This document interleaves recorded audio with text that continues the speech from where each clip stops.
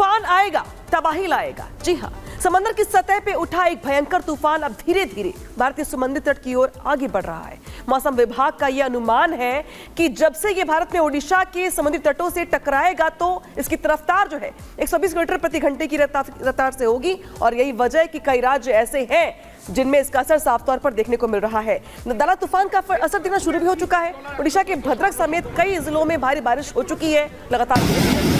मौसम विभाग के मुताबिक अगले कुछ घंटों में बारिश और तेज हो जाएगी। ओडिशा के 14 जिले ऐसे हैं जहां पे तूफान को लेकर अलर्ट किया गया है, जबकि देश के 7 राज्यों में तूफान का असर साफ साफ देखने को मिल रहा है।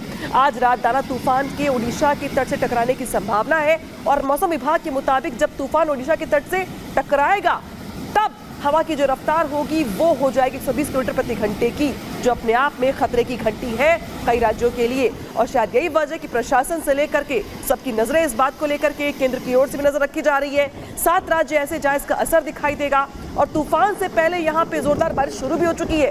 कई इलाके ऐसे हैं जहाँ पे बारिश शुरू हो गई है, हवाओं की जो रफ्तार है वो बढ़ गई है, चाहे ओडिशा की बात करें हम या फिर पश्चिम बंगाल की बात करें हम या इसके अलावा आज के आसपास के राज्यों की बात कर लें। हर जगह पे सेना से प्रशासन को अलर्ट कर दिया गया है। किस तरह से वहां पर अब मुश्किलों का दौर भी है क्योंकि चुनौतियां बड़ी हैं। विवेक हमारे साथ सीधे जुड़ चुके हैं। विवेक, बताइए क्या कुछ स्थितियां हैं और अगर ये तूफान इसी रफ्तार के साथ आगे बढ़ता है तो फिर वहां जो लोग हैं उनको कैसे सुरक्षित स्थानों पर पहुंचाया जा रहा है? क्या कुछ रेस्क्यू की इस वक्त नजर आती हैं कोशिशें? क्या तस्वीरें वहां से? हम लोग अब पूरी से आगे बढ़ चुके हैं, कटक में हैं और कटक में अब धमारा से हमारी जो दूरी है वो तकरीबन 2 घंटे की है। लेकिन आप अभी जो यहाँ हम NH 16 पर हैं, अगर आप तस्वीरें देखेंगे बारिश शुरू हो गई है। अभी मूसलाधार बारिश हो रही थी और जहाँ तक व्यवस्थाओं का सवाल है, व्यवस्थाओं के लिए सभी लोग अलर्ट मोड में हैं, चाहे वो NDRF की टीम हो या फिर स्टेट SDRF की टीम हो।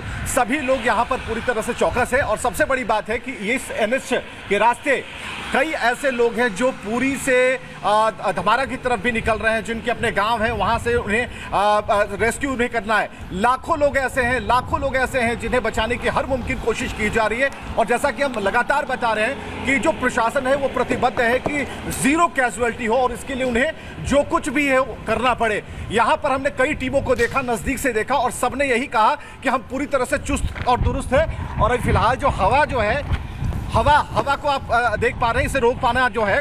और जैसे जैसे रात होगी, क्योंकि जो बताया जा रहा जो साइक्लोनिक इफेक्ट है वो तकरीबन 12 से अभी से 6 घंटे पहले 12 से 16 किलोमीटर प्रति घंटे की रफ्तार से था जब बंगाल की खाड़ी में प्रवेश करते हुए आगे बढ़ता है। लेकिन जो टक्कर होगी, जो टकराव होगा वो इतना जोरदार होगा कि वहां टिक पाना, ठहर पाना काफी मुश्किल होगा। तो फिलहाल अगर हम आपको तस्वीरें दिखाएं, अगर पेड़ पत्ते और पौधों को अगर आप देखेंगे तो हवाएं आपको तेज नहीं लगेंगी, लेकिन कभी कभी जो हवा के थपेड़े हैं वो इतने तेज हो जाते हैं और आप देखेंगे कि पूरी तरह से सन्नाटा है। NH 16 पर जो है गाड़ियां जो चलती थी, बहुत सारी गाड़ियां चलती थी। विवेक, आप लगातार वहां से तस्वीरें दिखा रहे हैं, जरा इससे जुड़ी कुछ और जानकारियां भी देते हैं कि आखिर बंद क्या क्या है। भुवनेश्वर एयरपोर्ट आज शाम 5 बजे से बंद रखा जाएगा। 25 अक्टूबर सुबह 9 बजे तक बंद रहेगा ये एयरपोर्ट।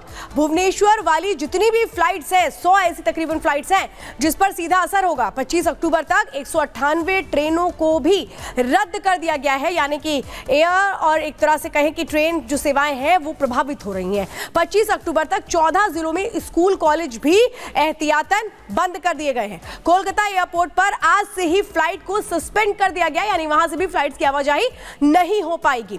तो किस तरीके से एयर सेवाएं भी प्रभावित हो रही हैं वो हम आपको बता रहे हैं। 25 अक्टूबर सुबह तक एयरपोर्ट्स बंद रहेंगे। ये जो जानकारी इस वक्त मिल रही है ये आपको बता रहे हैं कि आखिर क्या क्या बंद रखा गया, क्योंकि एहतियातन ये कदम उठाए गए हैं। क्योंकि जिस तरीके से दाना तूफान की रफ्तार है, इसको देखते हुए जो एक तरह से ट्रेनें भी रद्द की गई हैं, क्योंकि कई ऐसी ट्रेनें जो उन इलाकों से गुजर रही हैं जो संवेदनशील है। अब आप समझिए पश्चिम बंगाल में क्या क्या बंद है। 9 जिलों में 26 अक्टूबर तक स्कूलों को बंद कर दिया गया है। पश्चिम बंगाल में 190 ट्रेनों को भी रद्द कर दिया गया है, ताकि वो जगह जहां से ये तूफान गुजरेगा वहां पर अगर ये इलाके पड़ते हैं तो फिर ऐसे में एहतियाती कदम उठाए जा रहे हैं। तो आपने समझा कि इस बीच क्या कुछ बंद रहने वाले, लेकिन इस बीच बड़ी बात दरअसल ये चक्रवाती तूफान दाना तेजी से ओडिशा की ओर आगे बढ़ रहा है और जैसे जैसे ये करीब आ रहा है समंदर का मिजाज बदलता हुआ दिखाई दे रहा है। मौसम विभाग के मुताबिक साइक्लोन दाना का असर ओडिशा की तकरीबन आधी आबादी पर पड़ने वाला है और पश्चिम बंगाल का एक बड़ा हिस्सा इसकी चपेट में आएगा। इसी कुदरती कहर के बचने के लिए क्या तैयारी की गई है, रिपोर्ट में दिखाते हैं।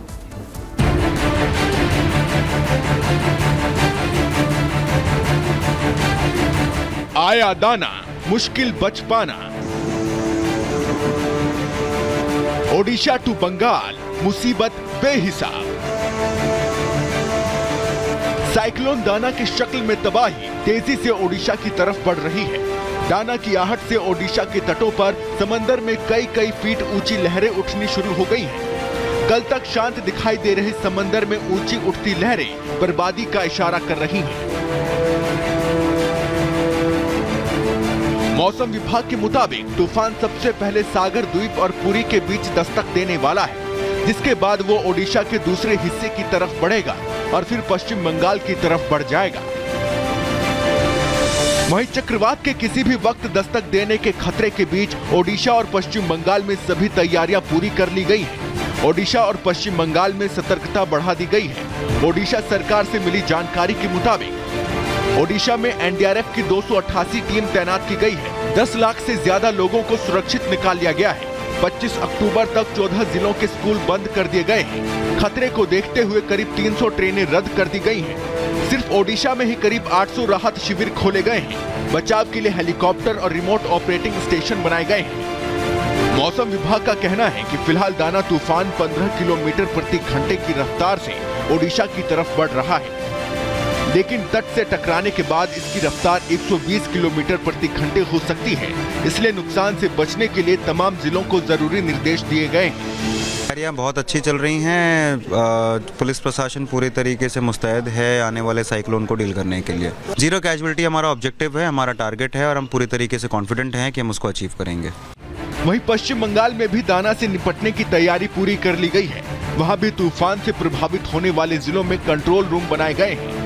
कोलकाता एयरपोर्ट से उड़ानें रद्द कर दी गई हैं। जानकारी के मुताबिक यहाँ दोपहर बाद मौसम खराब होने का अनुमान है, इसलिए वक्त रहते लोगों को आगाह कर दिया गया है। प्रशासन और मंत्री जनता को भरोसा दे रहे हैं कि पश्चिम बंगाल सरकार हर स्थिति से निपटने के लिए तैयार है। हमारे कलकत्ता में सब पंपिंग स्टेशन एट टोज है, रेडी है।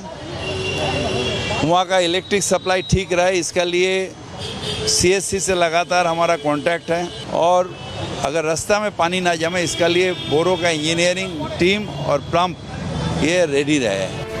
कुल मिलाकर दाना से निपटने की पूरी तैयारी कर ली गई है, लेकिन फिर भी दाना के कहर का खौफ ओडिशा से लेकर पश्चिम बंगाल के कई जिलों तक पसर गया है। Bureau report, Republic Bharat.